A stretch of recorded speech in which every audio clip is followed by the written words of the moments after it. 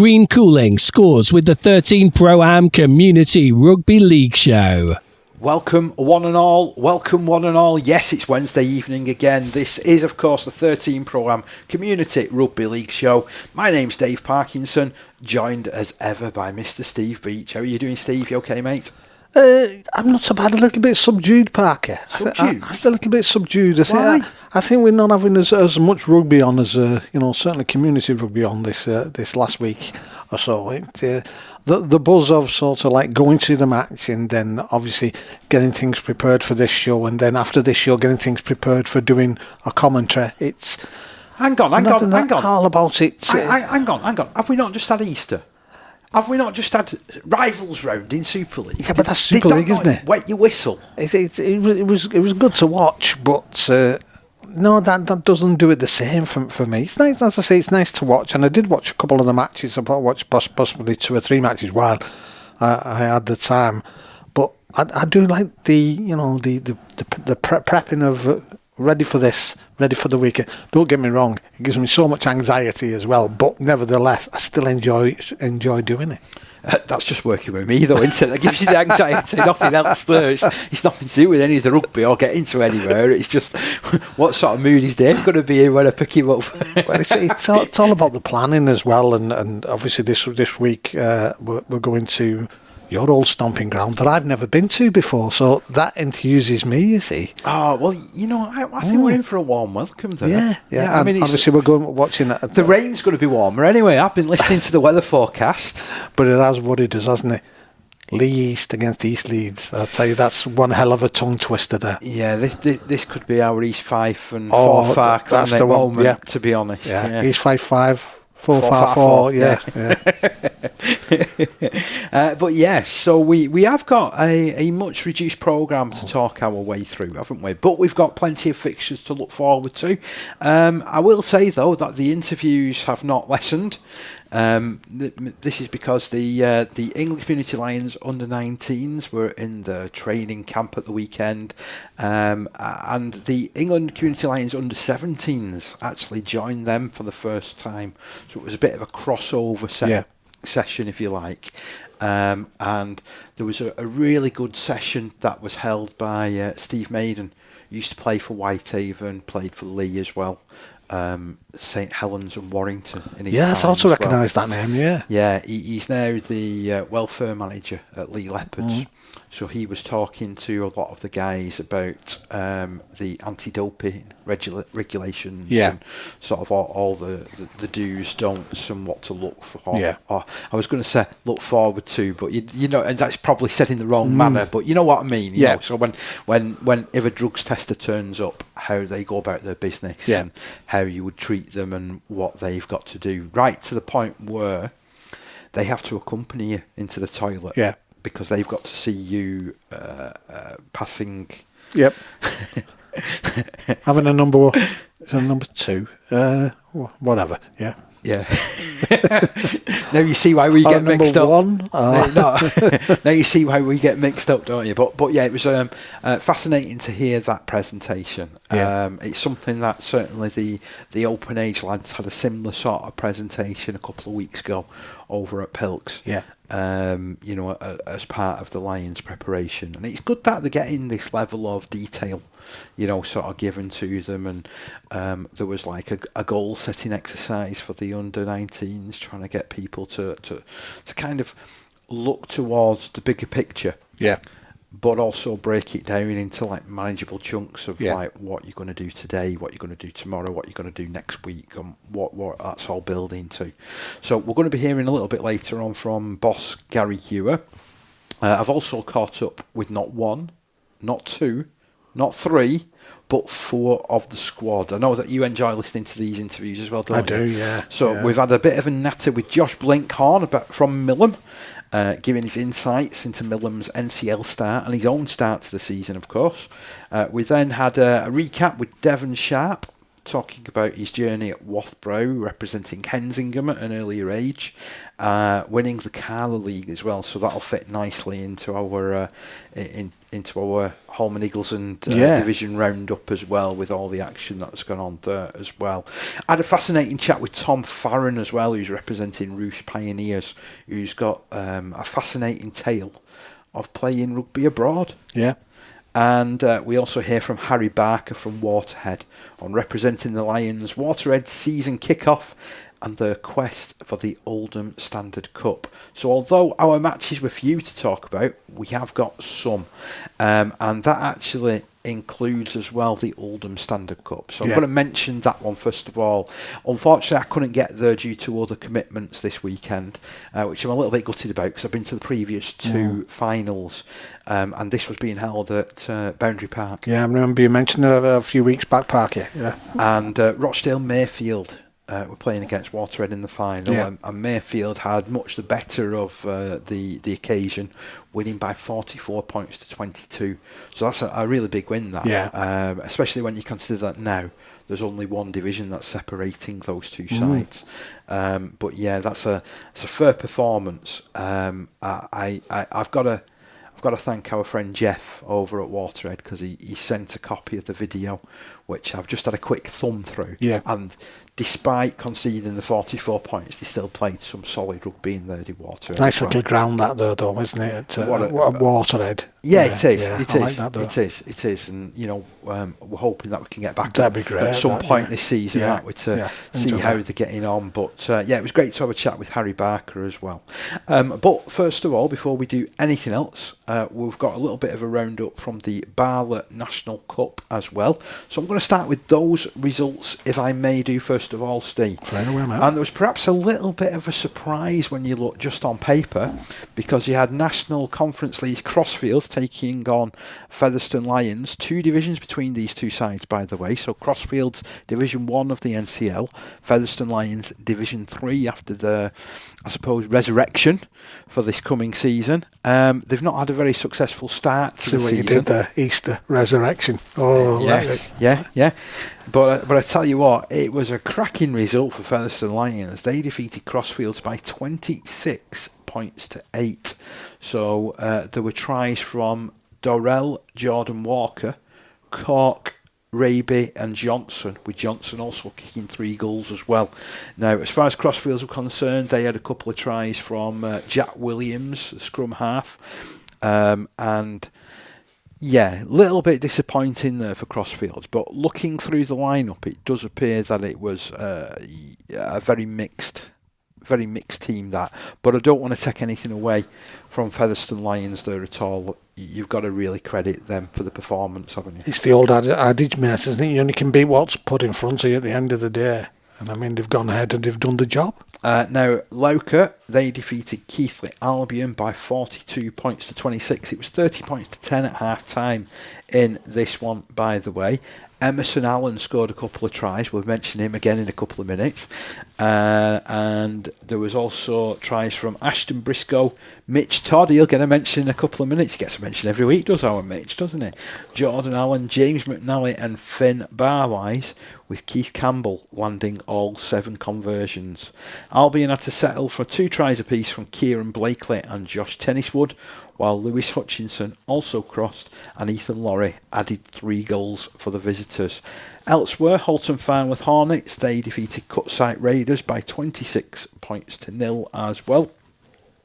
And I don't know whether you've been able to find a result on this other one, which is Dudley Hill up against Westgate. Leave that with me and I'll have a check through for you. And as we say, Westgate. Westgate. Yeah, we'll get somebody complaining, won't we, at that, to be fair. So the draw for the first round will be made in the next few days. All the teams that will be involved in this next round of the WARLA National Cup are Birkinshaw Bulldogs, Cockermouth Titans, Folly Lane Hurst Finch, Murfield, Orrell St James, Rochdale Mayfield, Charleston Rovers, Siddle, Thatto Heath, Upton and West Hull. There's some big boys entering this comp in the next round. There is, isn't there? Yeah. So I'm looking forward to seeing how that goes, by the way. But yeah, some big results there, actually.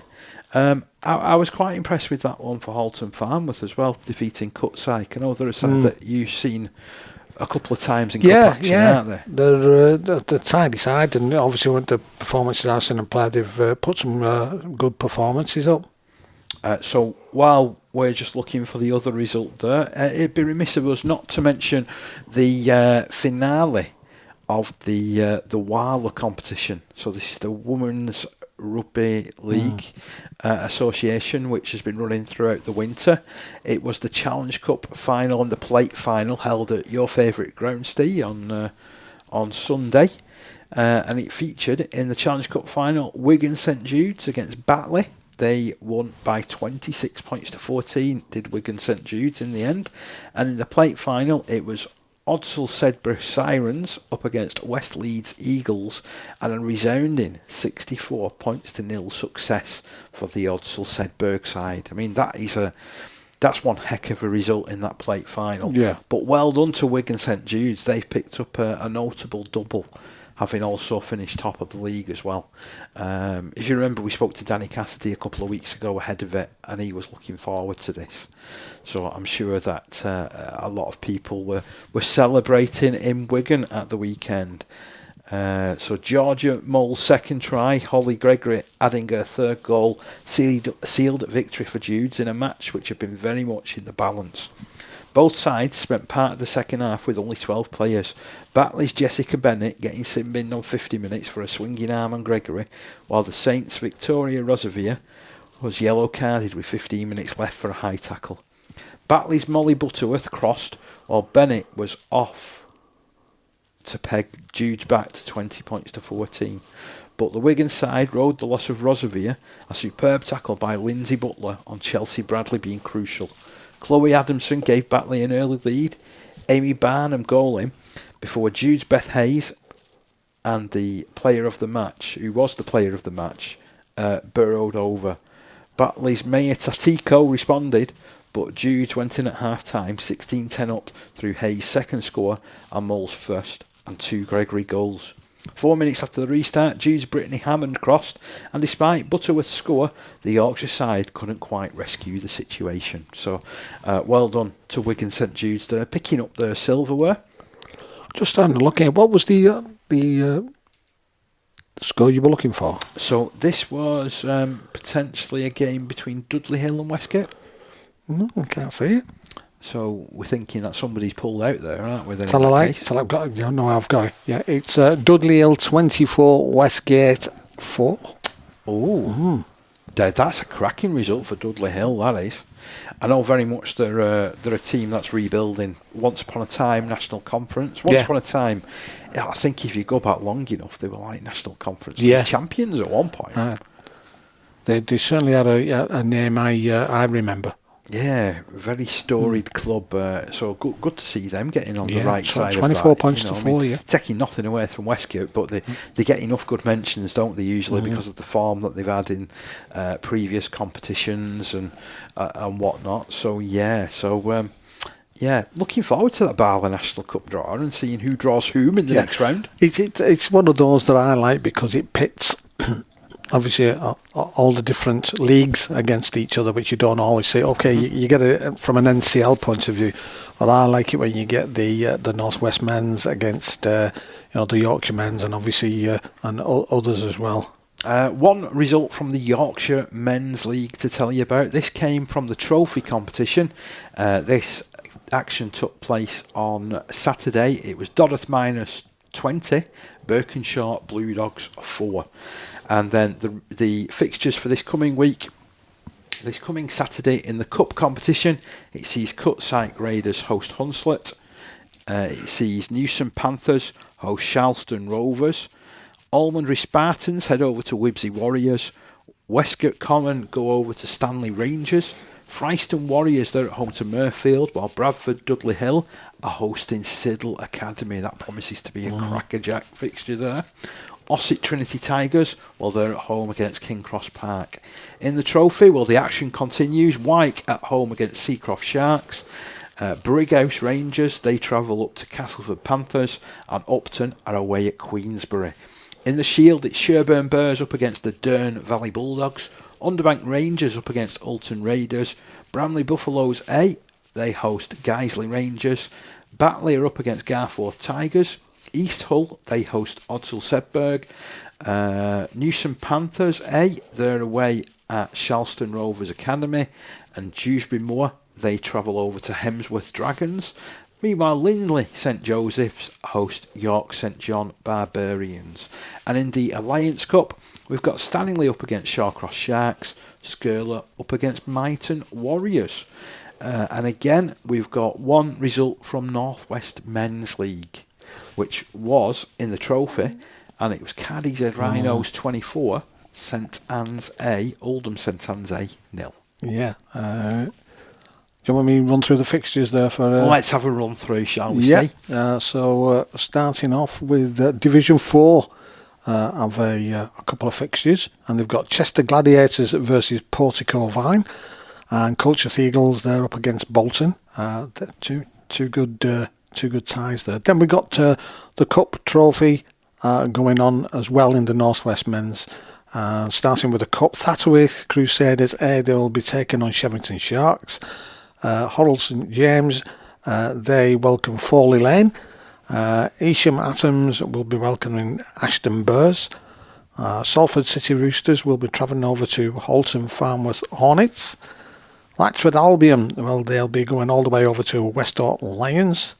And Goulburn Parkside, well, will welcome Wigan St Cuthberts, which is not too long of a journey, is it really? Blackbrook, they will welcome Hindley. And finally, in the Cup, it will be Hurstfinch against Chorley Panthers.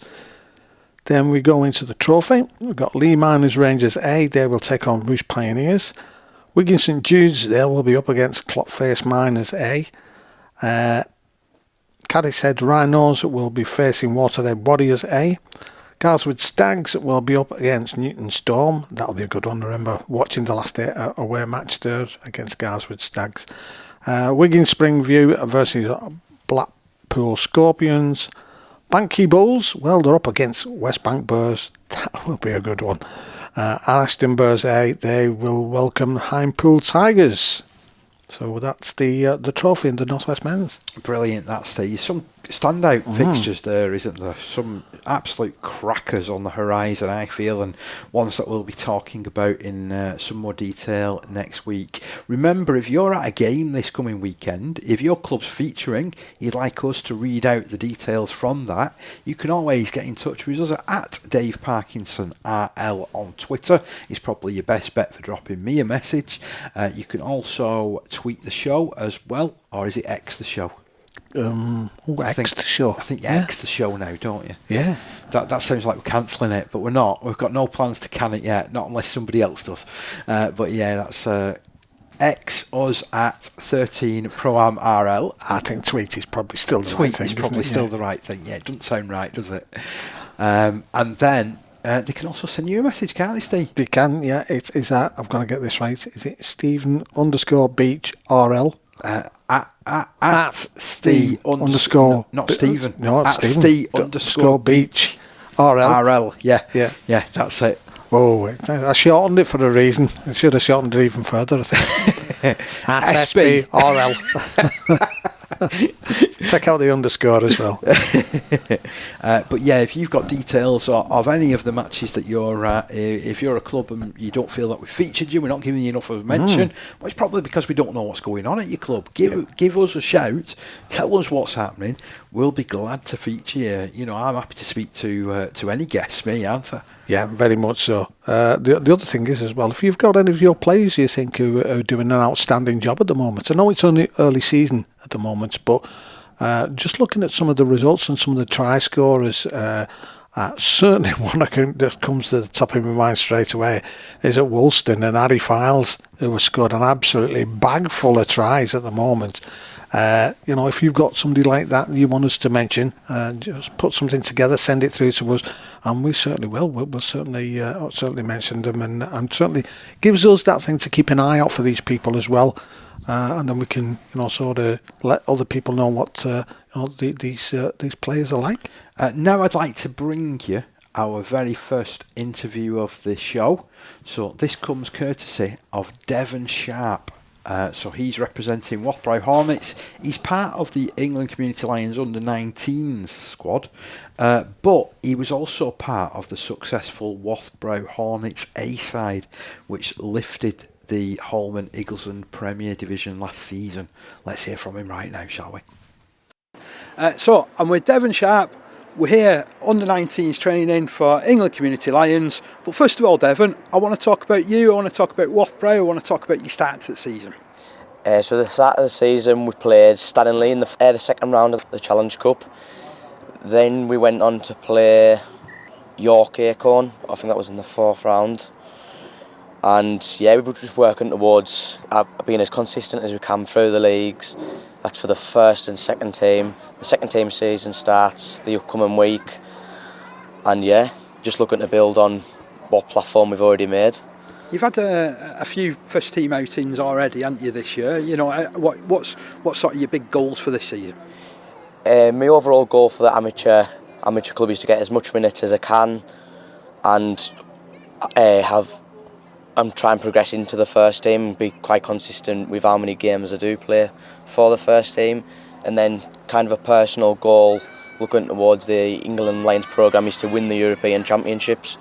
And I think looking towards it as well, you're with a load of people that want exactly the same thing. That's the good thing about being in a squad like this, isn't it? Yeah, everyone's got the same mindset and everyone is working towards the same goal of some sort. Everyone does want to come away as European Championships and bring the cup home from Serbia.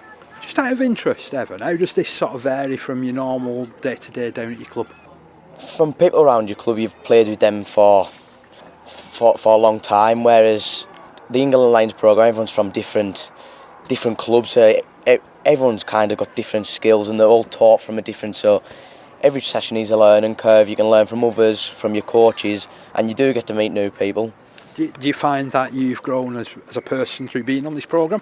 100%, grown as a person and as a player. And as well, sort of like looking at this, I mean, you get to do something, because I mean, when else would you have sort of like a talk like we've just had about growth mindset, about setting goals, that type of thing? As a club at club level, you do speak about goals, what your weekly goals are, your monthly goals are, your overall goals for the season. Which this was pretty similar, and it did get you for the thought process going of how you can achieve your goal, what commitments you do need to make, whilst also making you realise some of the simple things that you can do that will help you get that 1% closer to achieving your goal. And also as well, you know, getting to experience different things, having big microphones stuffed in front of your face for starters. It's all personal building experiences that build you as an individual and help you grow as a person. Tell us a little bit about your rugby journey, because was it Ensingham you started at? Originally I started at Wathbrow Hornets from the ages of around under 6s till under 13s, and then under 13s I signed for Ensingham under 13s, whilst also still playing for Wathbrow under 14s. Then the year after I was at Ensingham under 14s, Ensingham under 15s and Ensingham under 16s, and then I signed back for my original club Wathbrow Hornets at the age of 16. Played last year mostly second team with some short stints in the first team. Then this year I'm looking to try and push on towards the first team. And what season that was last year, I mean, getting to win the CARLA Championship, what was that like? You know, playing in a grand final that went on for, well, into like extra time, and that just sounds like an amazing experience, that. It was a great experience. Winning with your mates, what better feeling could you ask for? It did go to extra time, which made that feeling, it emphasised the feeling massively, made you feel like you worked for it a lot more. Because I mean, something like that, when you go to extra time, you get into depths that you've not really been through before, aren't you, as a player? Get into the grind feeling of you need to push it out, you need to work that harder. It was like overall 30 minutes extra than a normal game. So for some players in the team, they won't have experienced that crash on your body and the physical drain and mentally draining. It is playing that 30 minutes extra to the normality, whilst also having the pressure of winning the cup and not letting your mates down. And have you gained any more players for that squad this season? We've kind of kept the same squad from last season, which is good because we know how each other play. There's 4 or 5 that's come up from the under 16 who did help us at the back end of last season, and they'll be in the second team squad this year again. And I suppose just finally, I know obviously Wafbrough is such an established club. You've got players that are also on this programme, looking to go to Australia at the end of the season, to be honest. Are they a bit of an inspiration for you? Yeah, 100% they're an inspiration. Watching how they prepare, watching how they've prepared in past games, how they train, the attitude they come to training with, and ultimately to get in the 27-man squad to go to Australia for 3 weeks. Green Cooling keeps the 13 Pro-Am Community Rugby League show cool, even when tackles get heated. Yes, great to hear from Devon Sharp there. Enjoyed that chat with Devon, actually. He gave a couple of good insights there about what it was like playing in this CARLA competition last season. And the fact that, as we talked about it at the end of last year, didn't we, about how that grand final went into extra time, and Wafbrough Hornets kind of upset the apple cart a little bit up against Dissington, because everyone was expecting Dissington to win the comp. They'd blown everybody away, hadn't they? They had, they were up there, I suppose, to a certain extent. Even at the time, they weren't in the NCL. They were still the sort of, I suppose, the team of the area from how consistent and the performance, etc. So it was good to hear all those little things that he was mentioning as well about doing the little extra 1%ers. And I mean, we hear that so often, with regards to professional. We hear it, when you get Super League players on and they say, oh, it's extra 1%, etc., etc. It's good to hear that same sort of philosophy and ethos is, these guys are taking on board and understanding the importance of it. It also shows the messages that are permeating throughout the Lions setup as well, doesn't exactly, it? Exactly, and the fact that, I mean, I've said it for all the time that I've been involved. There's some fantastic people, fantastic coaches, great lads that are involved in all of these squads, to be honest. And it's always encouraging for me about how you see people grow. Because, I mean, like I said there, I turned up with the biggest microphone that I could find. So if you think of the one which I showed you at like middle of last season, and it's huge, this microphone. And I said to the lads, it's not going to be an interview with me and my phone today. And they were like, no, you're not going to stick a video camera on us or anything like that. I said, no, but we'll have the next best thing. I said, you'll get the biggest microphone that there possibly is, unless you're interviewed by Sky.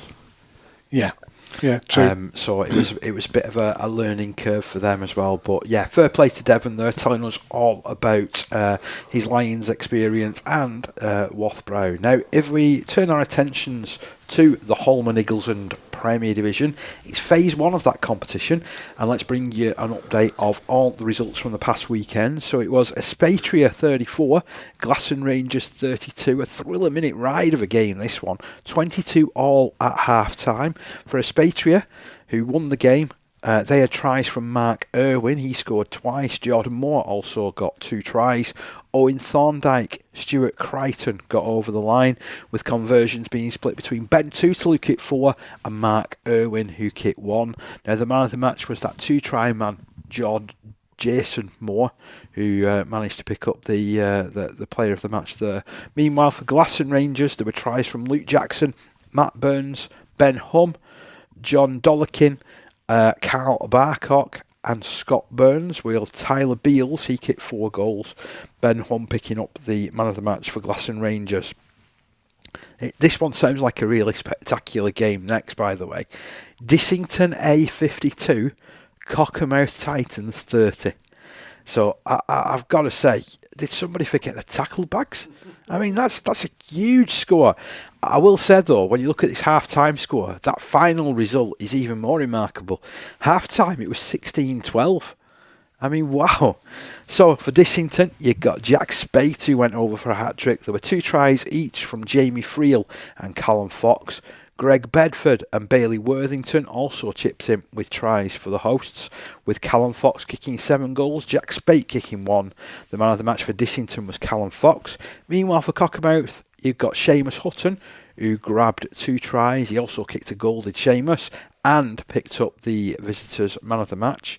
Other scores came the way of Kieran Barr, Regan Tinian, who we've mentioned a few times already this season, and Danny Price. Tinian also adding 4 goals as well. Meanwhile, up at Kells, their A side had a big success against Ellenborough A, leading 24 points to 0 at half time. They doubled the advantage in the second half and saw 1 try conceded at the other end. So it ended Kells A 48, Ellenborough A 4. Kieran Halcrow crossing for a hat-trick. He was the hero of the hour for Kells A. Ashton Syce, Jamie Jennings, Arben, Pervisage, Jack Ainley and Kieran Fleming also going over the line. Ross Gainford, who has some first-team experience, by the way, for Kells, kicking 8 goals along the road. The man of the match for Kells was Nathan Clark. The sole try scorer for Ellenborough went the way of Riley Burr, and the man of the match was Gary Tiernan. Unfortunately for Ellenborough, things went from bad to worse as well, because they had Josh Patterson. He was sin-binned for Meriden off as well. There was another remarkable second half as well between Maryport and Flimby. So at half-time in this one, it was only 14 points to 6 to Maryport. The full-time score, 54 points to 6. I mean, going at a point a minute in the second half, you're doing some in any game for doing that, aren't you? Dear me, dear me. So for the hosts, Maryport, Blake Miller scored 3 tries and kicked 6 goals. Busy afternoon for him, that earned him the man of the match. Joel Baker crossed for 2 tries. Sam Forrester, Luke Baker, Carl Steele, Chris Ivison and Shane Williams also crossing the whitewash. The other goal, by the way, was kicked by Craig Foster. For Flimby, just a 1 try and 1 goal. The try came courtesy of Nathan Kirkbride. The conversion courtesy of Dan Weir. And the man of the match for Flimby was that man Rhys Booty, who we mentioned the other week as well, didn't we? Yeah. Now, I did mention the scorers from the Lauker and Keighley Albion game. What I didn't mention was the man of the match as far as Lauker were concerned in that one, Finn Barwise. Another top name in Cumbrian Rugby League there, and a guy that we've mentioned a few times already this season.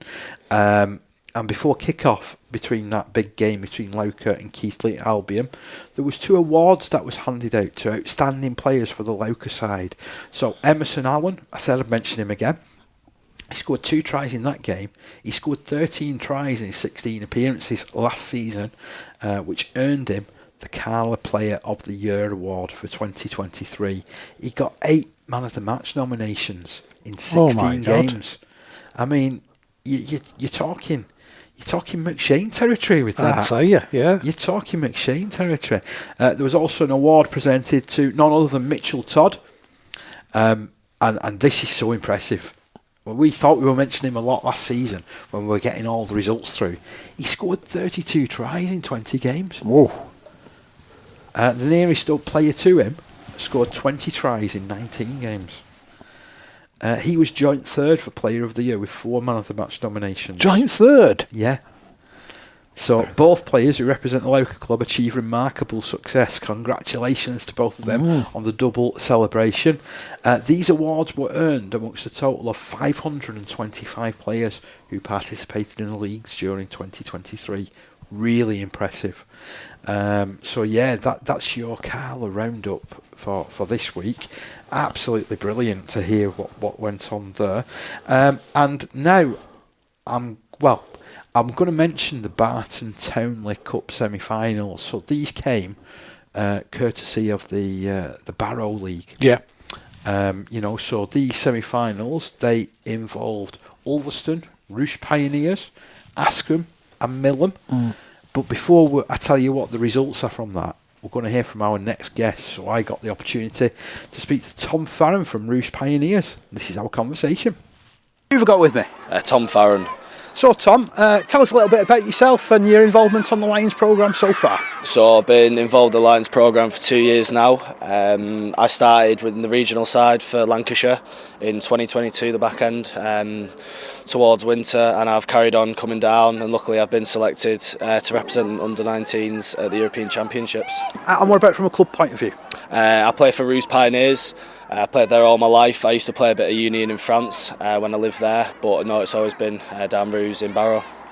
That's some experience. So you played rugby union in France. Yeah. What was that like? Oh, it was absolutely fantastic. I really enjoyed it. It was the first time I played rugby union, and I really, really enjoyed it. Our team were quite successful. We ended up winning like the North of France Championships, so that was a great experience and something that I've brought along with my career. So you'll be like our translator when we go to Serbia, won't you?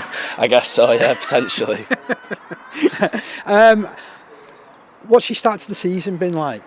It's been good. Unfortunately, I had a bit of an urgent operation which has set me back a few weeks, but I'm back to full fitness now, so I'm looking forward to training hard and getting stuck in with the lads and working towards the goal of hopefully winning the Euros. And I know that you as a player, you're all action. You know, you like to get involved and be heavily involved, don't you? You know, so what's that been like being on sidelines for a change?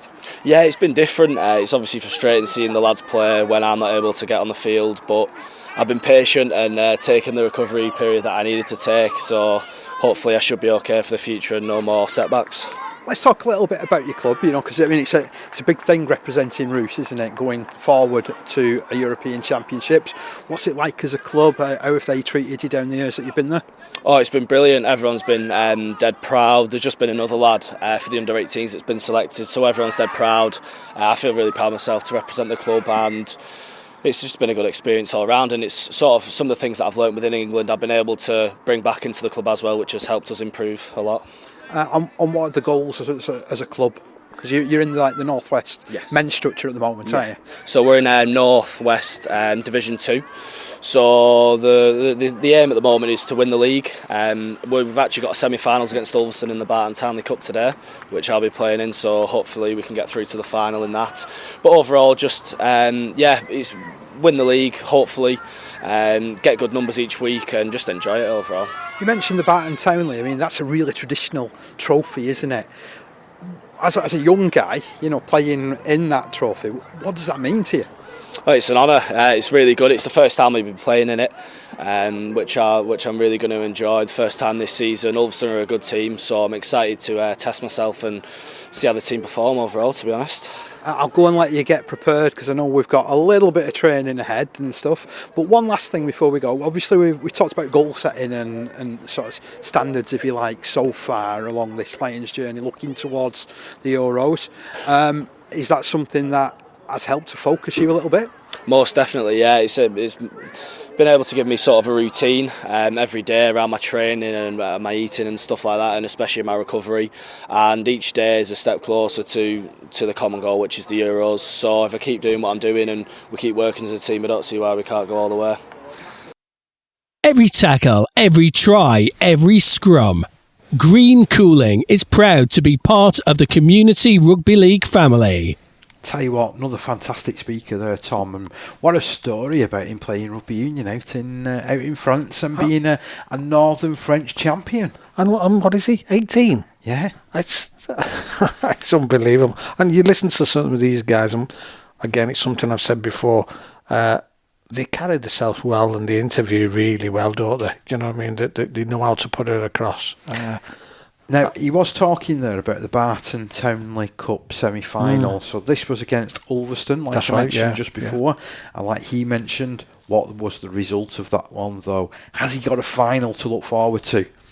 Sadly not. Ulverston won by 30 points to 16. In the other semi-final, it was Ascombe 0, Millom 24. So it's going to be Millom up against Ulverston in the Barton Townley Cup final in a few weeks' time.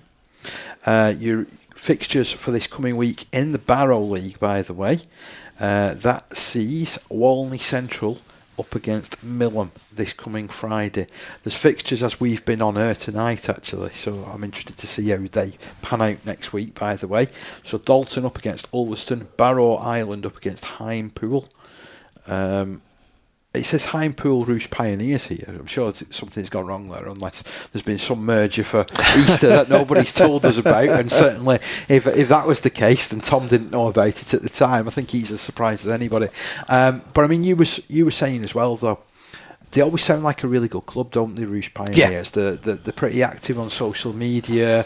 They're keen to push forward when they've got things like Dads and Lads playing, when they've got all the young players that are starting to come through. It sounds like they're fully behind Tom, they're fully behind anyone else that gets representative honours as well. It's a big thing for the club. Yeah, and speaking to a lot of the teams, certainly, obviously, with focusing for the last few seasons on the Northwest men's with Newton Storm and Burton Wood Bridge, in that division where Roost Pioneers were in. Speaking to those guys and a couple of others as well, were saying when they go up to Roost Pioneers, it's always like a lot of sort of teams that go up that neck of the woods. It's always a tough game, a hard game, and subsequently, when they travel and have been coming all the way down here, they've acquitted themselves really well.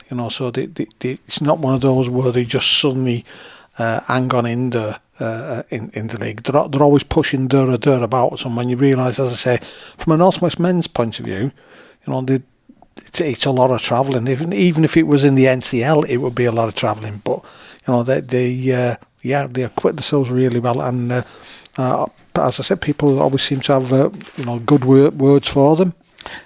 So I think, Steve, after hearing from our previous couple of guests, let's turn our attentions to the National Conference League. Obviously, it starts for us on our Mixler channel on Saturday over at Ledgard Avenue, home of Lee East, up against East Leeds. You said it could cause a couple of problems. Two good sides. We've made a really solid start to the season in Division 3. Yeah, I think they have. I mean, obviously we've spoke about East Leeds for a couple of seasons now, and I've kept our eye on them from when we first came across them, I suppose, in the final they had against Clotface, I think it was, wasn't it, at Featherstone, as usual. And unfortunately, it's been a bit eventful, a bit up and down. But this season, they seem to have got things together now a bit more. And at the end of the day, they seem to be just pushing there. I think the mid-table about 6, something like that. They've only played 2 games because obviously from a weather point of view. Sorry, Eddie, we're on about their weather again. Has put various matches off, and they have had obviously. Points deduction through issues that happened last season, which has meant they have started in a negative, but that's cleared and they're on 0 points at the moment, which anybody else would think, oh my god, we're on 0 points. But when you consider Lee East, who are second, are on 4 points. They've played 3 matches, they've lost 1, but this is because it's early on, and you look at those, it's going to be an interesting game. And what I like about it as well, Lee East, no disrespect to Featherstone Lions, but they put the foot on the throat, and I think it was 74 nil. Yeah. What a way to get off to a start. I think there's something like 9 different scorers so far in those 3 games, which shows there's dangers all across the park. Well, there's a certain Kieran Prescott who was telling me the other week he's already up to 5-6 tries this season. Yeah. So we're going to be keeping tabs on his try scoring prowess, similar to how we've been doing with Jensen Hamilton over the last couple of seasons. For Waterhead. Yeah. Because I know when we were watching. When we were watching and commentating on our early games at the end of last season, you were on about him. But yeah, I'm looking forward to going to Lee East. Obviously, it's a new venture for myself, but it's all stomping ground for you, isn't it? Yeah, I'm looking forward to going back. I've only been back the once since my stint with the club came to an end a couple of seasons ago now, and I've got to be honest, I love my time with East. They're one of the reasons why I'm still as heavily involved as in rugby league as I am. I owe so much to that club, and to the way that I was accepted at a time where, after things had come to an end at Lee, I was ready for turning my back on rugby league. That seems so hard for anybody to believe now, and it's hard coming out of my mouth. To actually, but it's true. It's true. I came very, very close to turning my back on rugby league, and I'm so glad that I didn't.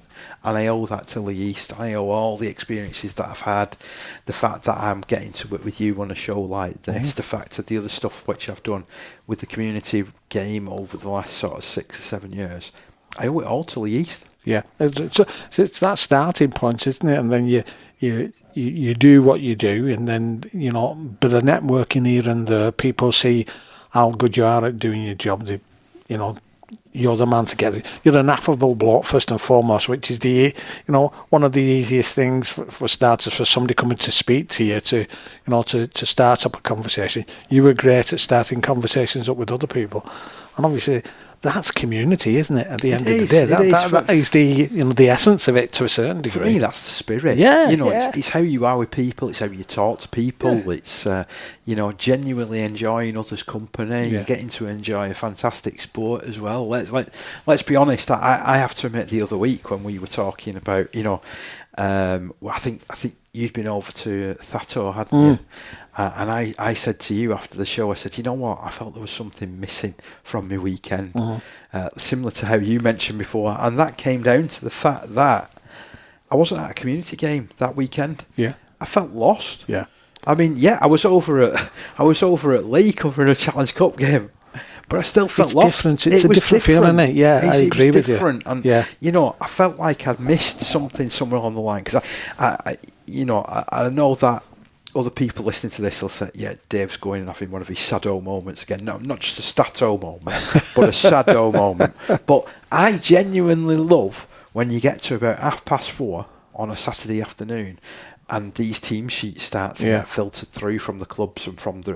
because you've sat with me when you've been driving and I've been going, oh, look at that result come through. And I know you can't take your eyes off the road, and I'm describing the action to you based on a team sheet, And it's strange, actually, Parky, because there was a chap whose daughter I used to work with, and he was in charge of the St Helens combination football. Eric Bond, his name was.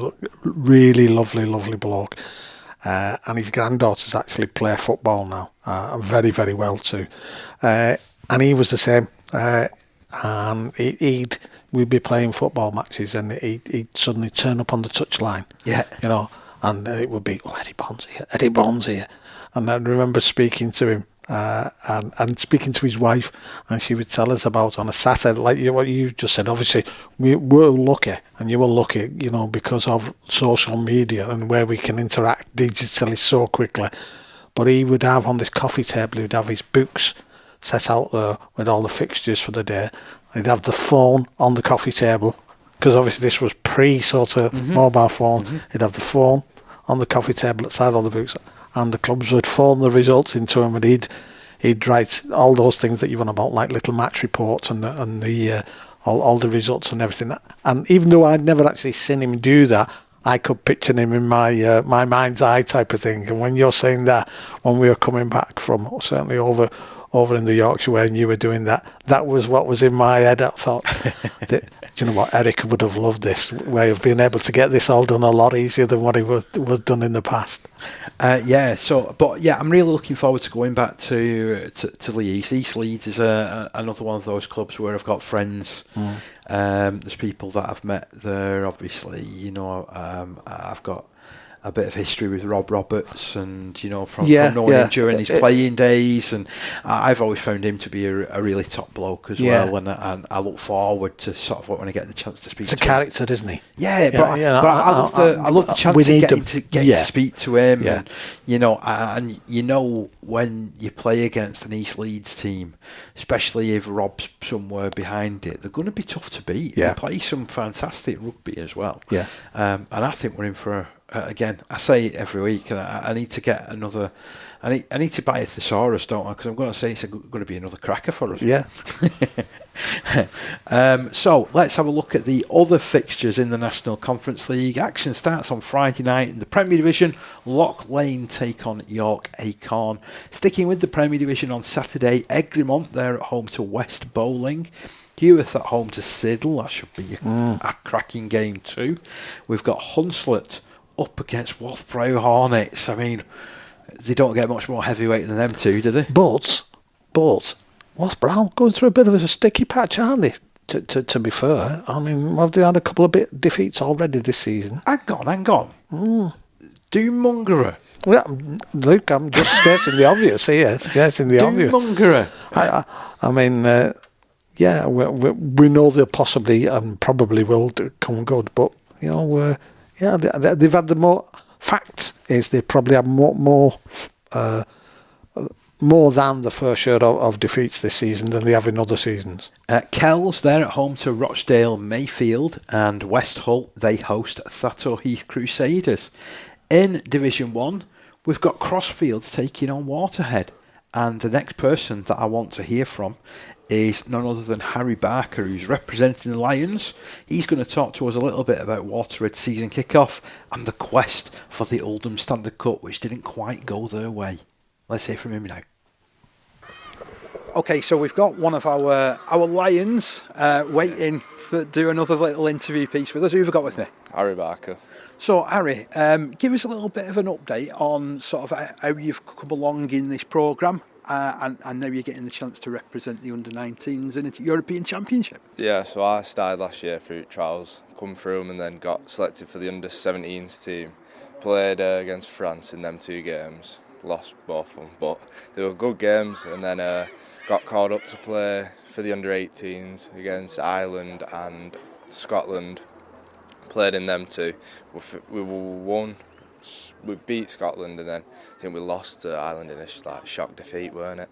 And then played against Brazil in the under-19s, which is sort of like a bit of a trial thing for this, like for the under-19s tour that we're on now.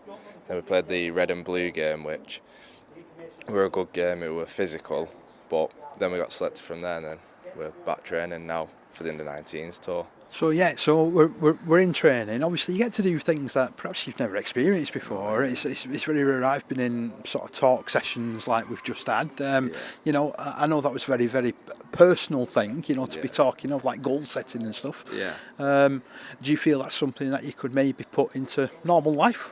Yeah, definitely. Because you got to look at your mental health as well, haven't you? As well as your physical health in rugby, and I thought it was dead good.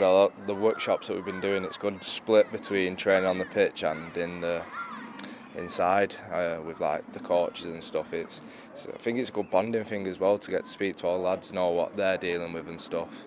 It's just good for the whole team, I think personally. Yeah, it helps me definitely. Like it helps me stay focused on like your motivation and like knowing what your set goals are and not getting distracted, by other things and knowing what you're going for. I suppose that's the thing, because like we all face distractions, don't we, in life, be it your working life, you've got your home life, you might have relationship issues and stuff like that. Yeah. But if you've always got a goal and a focus, and that's something that you can really take forward, isn't it? Yeah, definitely. Because like, especially with us being at 18, 19, like you're at the age where becoming an adult, like life hits you a bit, so you got all these other things, so it's easy to get distracted. So stuff like that we've done today helps you really stay focused on like what you're doing and stuff. I know that was kind of like perhaps a deeper bit of questioning than you perhaps expected. Let's revert it back to the rugby. Yeah. Tell us about Harry Barker, the rugby league player. Where did it start? Who's your club? What sort of experiences have you gained along the way? Started at Waterhead. I've always been at Waterhead since about under-7s. Played from a young age and just gone all the way through. Made my NCL debut last year. Played quite a few games, first team last year. What a season it was for Waterhead, by the way, last year. Yeah, I know. They just took off by storm, haven't they? Like they won.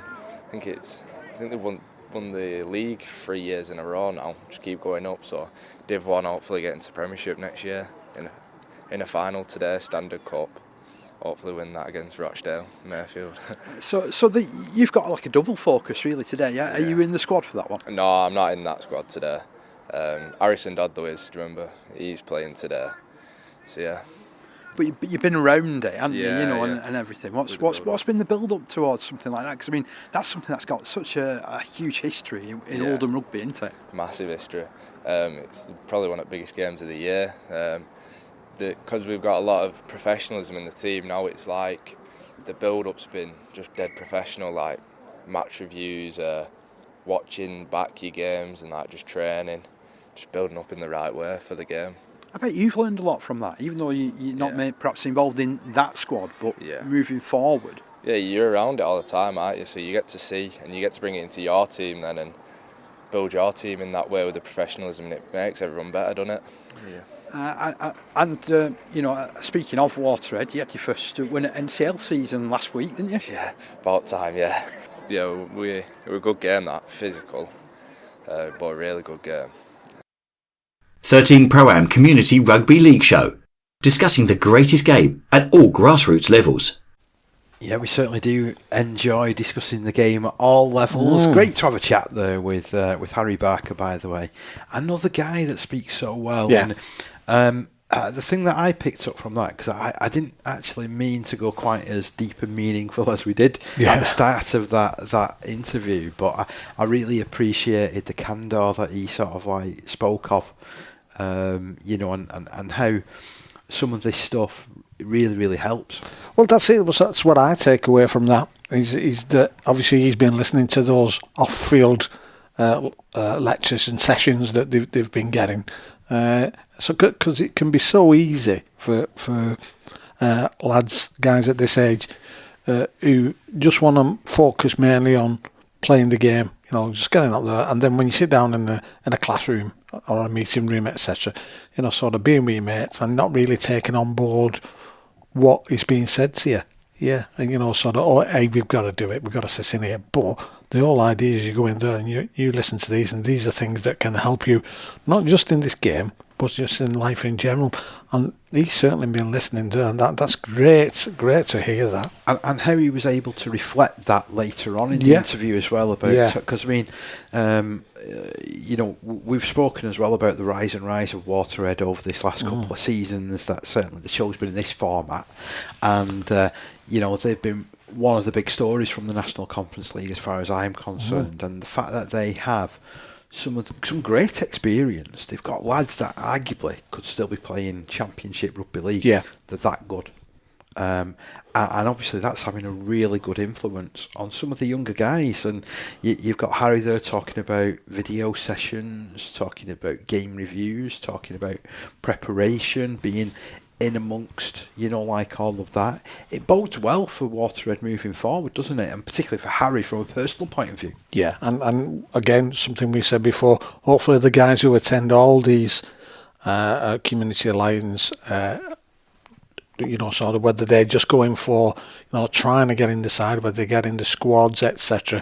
Hopefully what they can do is take that and take it back to the clubs, take it to some of the other guys who may, sort of think, well, I don't really want to go, that doesn't appeal to me as such, sort of going forward for that. But if they can show that, it's not as daunting as it may seem, and opportunities of lifetimes, etc. for a lot of these guys. So that's the first fixture in Division 1 this week. It's Crossfields hosting Waterhead. Hull Dockers, they're at home to Ince Bridge. Meanwhile, Lee Miners Rangers, they're hosting Clockface Miners. Dewsbury Moor Maroons, unbeaten Dewsbury Moor Maroons, head over to CARLA. And we've also got Stanningley, who haven't perhaps made the consistent start to the season that they would have liked. They're hosting Woolston Rovers. That could be a tricky tie for them, couldn't it? Yeah. Especially as you mentioned, the aforementioned Mr. Files is still on form, yeah. And then you've got Wigan St Pat's, who are another club that is quickly got rid of its deficits after its misdemeanours from last season. They're hosting Ulton Raiders. Division 2. Dewsbury Celtic have a massive clash up against Saddleworth Rangers at home. We've got Ellenborough Rangers are on the road at Normanton Knights. Pilkington Rex are hosting Myton Warriors. They need to get a win on the board, don't they? Pilkington Rex. That's my feeling, and I think that if they get one win, that'll really kickstart their season, won't it? The problem with this one, I think, Parky, is, and I know it's early on in the season, it's like a 4-pointer straight away, because you've got Myton who have got 2 points. Pilks have yet to register, so it's important that they do, and certainly while they're at home as well. Talking about another side that's at home, Shawcross Sharks, they top the division at the moment, don't they? And they're hosting Millom this coming weekend. And interestingly enough, we spoke to a Millom player last time out, certainly a guy that's represented the Lions under 18s and has now moved into the under 19 squad, looking towards the Euros. It's none other than our good friend Josh Blinkhorn. So this is our discussion. Okay, so I'm joined by Josh Blinkhorn. Josh, we're here ahead of the Lions training session. We're just before Easter as well. How are you feeling, mate? Good. I'm really excited for this upcoming season. I know two people from Millham who went to the Euros before me, Rio and Jack, and I want to follow in their footsteps and win it. Have they been a bit of a marker for you, really? Yeah, definitely. So I remember going down. I was a bit in awe of them both. I've never said anything to them about it, but I definitely was. Now, the good thing for me is obviously you were part of that squad from last year as well, weren't you? You know, so you've already built quite a bit of experience, if you like, of playing for the Lions and representing the Lions too, haven't you? Yeah, so played last year. I think there was 5 games that I played in, and it was just really setting a base for this season. I wanted to show what I can do, and then hopefully represent myself well, my club, where I'm from, and then get myself a foot in the door for this season. Now, I know we mentioned a little bit about your journey last year, you know, having played for, you know, a couple of other clubs along the way. You're now at Millham. Pretty happy with the start to the season? Yeah, so far. I've been enjoying pre-season, it's been good. Fitness is quite hard, I've never had pre-season so hard so far, but it's good. Hopefully I can just get in that starting team every week and score a few tries. Yeah, it's been good. So last year I never really played any first team. This year I've finally got myself into it, kind of. It's been good. I've really enjoyed it. The coaches are good. Players have looked after me. So hopefully this year we can have a good season. If not this year, next year get promoted again. And I know I'm speaking to you. I know we're only about a month into the season, aren't we, at this sort of stage? How many games have you played in so far? I think I've played in 3 so far. I think we've had 4. So that's pretty good going, isn't it? Yeah, it's been all right, yeah. Yeah. And how have you gone so far in sort of stepping that up to the next level? It's been good. So defensively I thought it was quite hard because obviously everyone's bigger than playing at youth level. But apart from that, I think it's been good. I've scored a couple of tries, set a couple up, so it's been all right. I suppose that's what you're looking for, aren't you? It's that like impact. Have you been coming off the bench? Yeah, I've been coming off the bench. It's basically my only game scoring, so there's not much else to it. I know you're quite modest in that, you know, because I know that you like to be right in the thick of the action as well, don't you, Josh? Yeah. It's just that arm wrestle. I think that's what I need to improve on. I feel like if I get that in my game, that defensive efforts, it'll be okay. Rugby League's secret weapon, Green Cooling, scores with the 13 Pro-Am Community Rugby League Show. Josh Blinkhorn, Rugby League's secret weapon. Well, he's a secret weapon for Millham coming off the bench this season. Perhaps not so secret after we've done that interview. People will be looking out for him now, but he's had a good start to the season. Millham have been pretty solid as well, haven't they? Yeah, they have. They've been, accounting themselves really, really well. Other fixtures from Division 2 this week. That sees Thornhill Trojans host Oldham St Anne's and Wigan St Jude's. They're at home against Barrow Island. Division 3, well, that sees Beverley host Hensingham. Seaton Rangers travel up to Driglington. We've got Milford over at Featherstone Lions, and then our Mixler fixture, which you'll be able to tune into on Saturday afternoon. Lee East hosting East Leeds. Wow, what a programme! Yeah, it's been a good one, hasn't it? Of a lot of good games there. Sort of get the season back revved up again. As I say, Easter's great, you know, for having a few chocolates and things like that. But I hate breaks. I really do. I like the momentum week in and week out. Not unless it's Easter eggs that are being broken up, of course. Well, did I have an Easter egg? Oh yeah, I had a crunchy one. In fact, it was. You had a crunchy one? I take it back. It sounds like it were off. It was a crunchy egg. Yeah. No bacon with it. No. See, it's the wrong sort of egg, that, for me. Eddie will be writing, and I can see him writing, they're on about chocolate Easter eggs now. Could be worse. We could be chatting about anything else, couldn't we? To be fair. But just going back to the actual leagues there, though, Parky, you're looking at them again, and it's a similar sort of thing as well. And it must be because there's not a lot of teams. You know, each division is only, what is it, 10, 12 teams. So consequently, they're taking a little bit of shape, but you look at them and you think, like we always say, string a couple of games together and you could up and out of things here. But it's just getting that, like we were saying for Pilks, it's getting that, at least that one win to give them a little bit of forward momentum to get them moving. But we'll see. There's a couple of other clubs as well that could do with a win, isn't there, really? You're looking in the Premier Division, you've got West Bowling, haven't had the greatest of starts, unfortunately, for them since going up into the Premier Division. You're looking at in that first division, and I mentioned that Stanley's perhaps not enjoyed the start to the season that they were looking forward to. Then you've got in Division 2, you've got Pilkington Rex. There's a couple of other teams that kind of found themselves at the lower reaches of the division last year as well, who have made a similar sort of start to the year.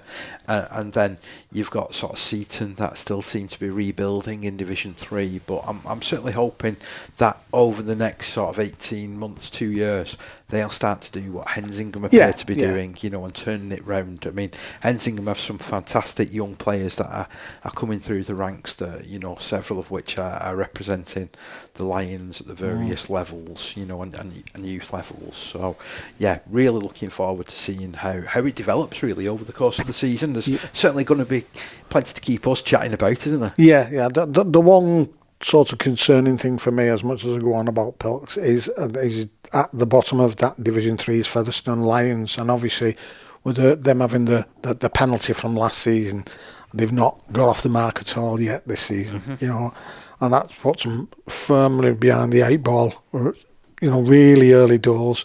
I just hope they can hold it together and crack on and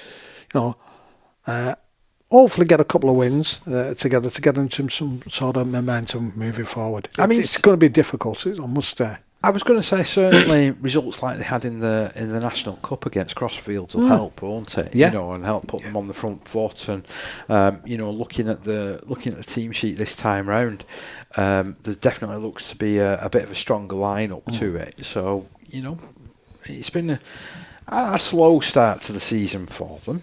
But hopefully something that they can really take forward and use as a springboard into the rest of the campaign. Yeah. Right, our final interviewee of the week comes from Gary Hewer. He's the England Community Lions under-19s boss, and I asked him to chat about the progress of the under-19s ahead of the Euros.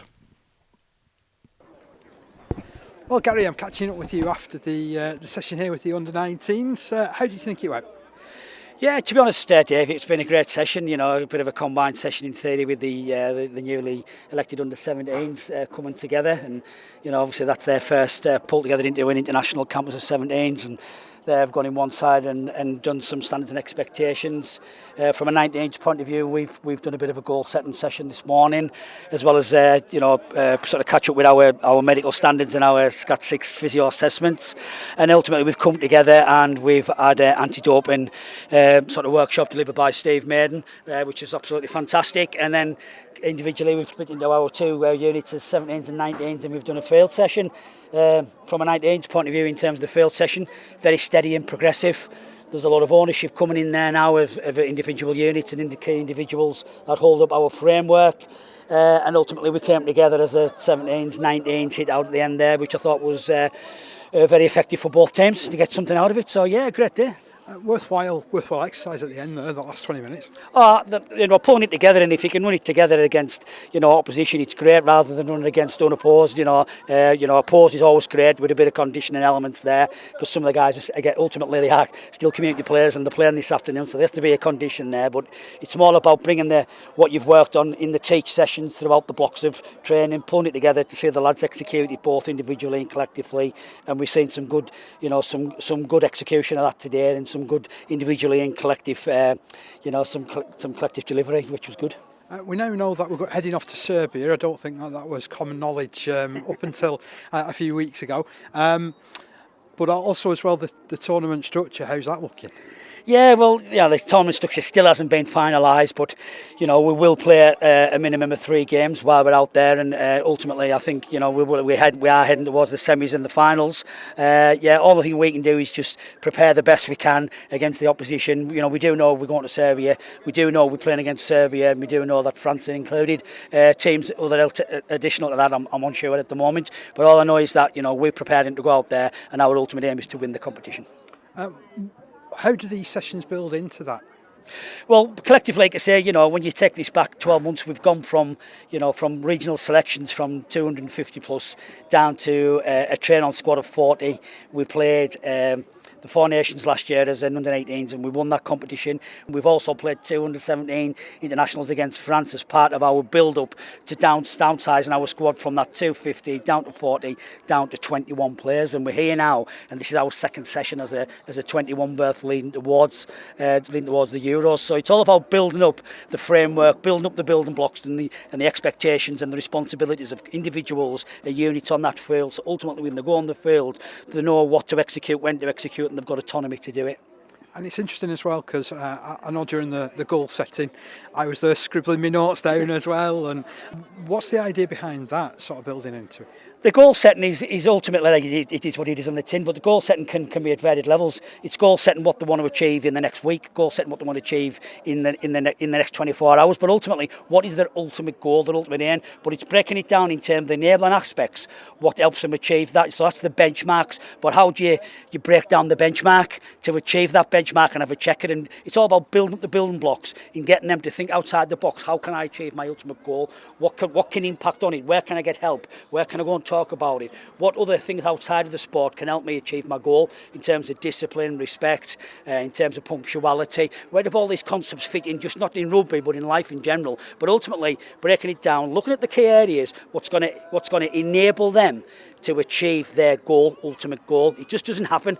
They need to understand it and how they work towards achieving that ultimate goal. And if everybody does that collectively, everybody does that individually, and then collectively we have collective goals, in which we haven't got to yet, doing unit goals, team goals, it all clicks into the ultimate goal. It is about retaining the European Championships, which I'm constantly told we are, the European Championships, so there's no pressure. No pressure at all. No pressure at all. No, pressure's only for tyres, so... I mean, to be fair though, I've seen you at work with the WARLA side a few years ago, out in Fiji, and all the preparation that went into that. Yeah.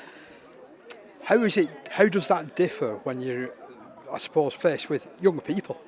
Yeah, well, Paul Couch was 80 as the international head coach, and I'm lucky enough to work with Paul at the international head open age level, so the men's level. So they're a little bit more sort of finely tuned, would you say, a little bit more technically prowessed. So what we've got to realise here as well, and we keep having to remind ourselves. You look at some of these guys, and they look like well mature men, in terms of the physique, but when you speak to them sometimes, they're very much still, boys, and in some cases, very still sort of developing and immature in some cases. So we need to recognise that the technical aspects and the understanding of that, we might just have to keep playing like a mouse on a wheel and keep churning it out in different ways to embed the learning. So there's still that ongoing teach and learning of the technical aspects of the game, and ultimately at an international level, there's not a lot of room for deficiencies really. So it's embedding them standards, getting them to carry it out religiously, and you watch the actual, the back session in terms of the back 3 return, leading into a cup set and leading into what we're about in terms of shape, and they've got to be bored in some of that stuff. And you heard me saying to them, you can't get bored in doing your job. You know what I mean? You've got to be able to carry that out. The sooner you get bored, there's a mistake coming, I'll guarantee you. So so it's understanding we've got to carry out that, and there's no room for error, and just working at the technical aspects and understanding that both collectively, how it clicks into the framework again, but more particularly how individually there's an individual error that will affect that overall unit and technicality in the framework we're working towards, if that makes sense, Dave. Well, usually, games are decided on individual errors, aren't they? So if you're cutting down those individual errors, then you're going to go close to getting the results that are needed. Individual errors, whether that's a missed tackle or a lost ball, usually there's, if you're very lucky, if you're very lucky, you get away with it. If you're unlucky, at international level, depending where you lose it, you're going to be bitten. you're going to be bitten. But we're working hard. Players are taking ownership in terms of what we're asking them about. We've played on a bit of a muddy field today, which is unrealistic to the fields we're probably going to be playing on in Serbia. But hopefully in 3 weeks, a month's time, when we come back together, the fields will harden up, or otherwise we'll get on the Astro. And we're on all about playing fast, flat rugby, highly skilled. Players taking ownership with full autonomy to play rugby and attack them from anywhere on the field. 13 Pro-Am, giving a voice to Community Rugby League. So yeah, that was Gary Hewer talking to me after the Lions field session that we. Well, I always enjoy going to these sessions. I think it's really good getting to see at close quarters the amount of work and the attention to detail that gets put into those. And Gary's obviously one of these guys that he thinks deeply about the sport. He cares about the players. He wants them to develop not just as rugby players. There's a whole big picture of developing these guys as men. Yeah, very, very much so. And I think we found out a similar sort of thing last year, or when they were building up to the Euros. It was a similar sort of thing that, when you were doing your interviews with the guys then, and you look at some of those guys now who've gone through that, and they've developed as men, but as rugby players as well. As we know, they're playing the rugby in different parts of the country, the world as well now. So I'm always grateful of the time that Gary and the other Lions staff give me to talk about the experiences that they're building into it on behalf of all the players and the ultimate reasons behind it. You heard him sort of say there about the field session was probably a little bit unrealistic because it was played on a bit of a muddy field. And you're not going to get those sort of conditions in Serbia at the time of year that we're looking at travelling. Gosh, I was there last year with the ladies' side, and we had a bit of an Indian summer. Yeah, I remember it being start of October, and it was like cracking the flags. It was 25 degrees, and you couldn't get a bit of grass anywhere. To be honest, so fascinating insight. And as I say, I'm always so grateful that. I get to speak to Gary, and I get to speak to Paul, and I get to speak to all the other staff as well that are involved. And long may that continue. But yeah, that's us done for another show, Steve. What have you learned? I've learned there's a lot of those young lads on that Lions group who are really good at being interviewed. And of course, I've learned that obviously certainly the NCL is as tight as ever. Cumbria, they're obviously up and running and playing rugby everywhere, anywhere, at any time. And when everybody else is eating their Easter eggs, we got back to the eggs again, they're up and at it, aren't they? And 2 words, Mitchell Todd. Yeah, I think he'll be on the show next week. But we'll be back with a full roundup. Do remember that you can tune in to us on our Mixler channel if you check us out on Twitter at 13ProAmRL. All the details of what you need to click, when you need to click it, will appear on there. But thank you for joining us, and we'll do it all again next week, shall we? We certainly will. Every tackle, every try, every scrum. Green Cooling is proud to be part of the Community Rugby League family.